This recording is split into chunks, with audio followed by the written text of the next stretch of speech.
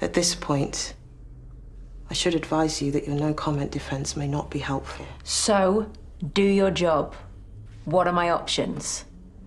You either continue to deny culpability for Ben's death. Police will still prosecute. They now have evidence.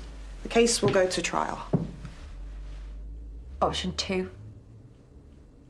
If you admit you had something to do with his death, you could be looking at a charge of manslaughter.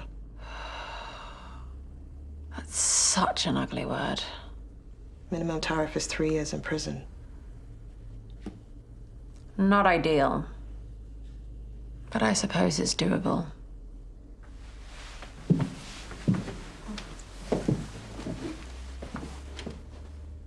But in this case, the victim sustained blunt force trauma to the head. A weapon was used. More than once. Taking all this into account, it's possible that you'll be looking at the higher end of the sentencing tariff. Do tell. 15 years.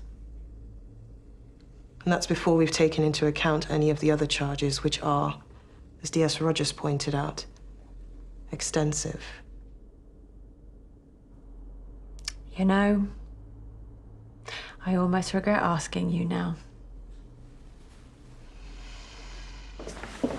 It haunts me. He haunts me. Who does? Ben.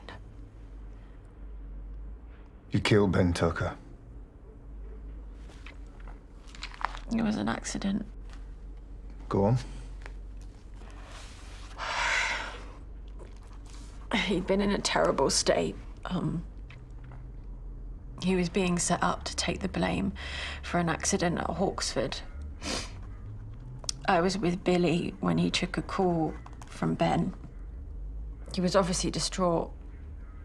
I was worried about the state of his mental health. I'm a medical professional. I felt it was my duty to try to talk to him.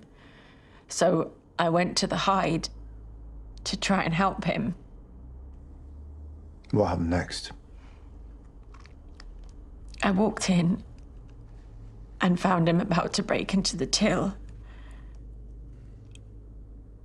I was scared. All of a sudden, he wasn't the Ben that I knew, or the Ben that Billy knew. So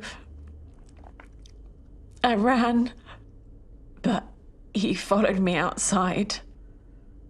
I stumbled. He grabbed me.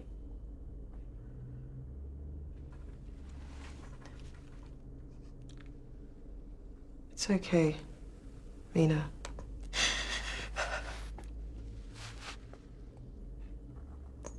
He put his hands around my throat and told me I had to die. I'm sorry.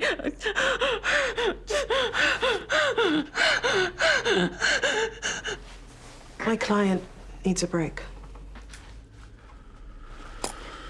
Interview suspended at 12:22 p.m.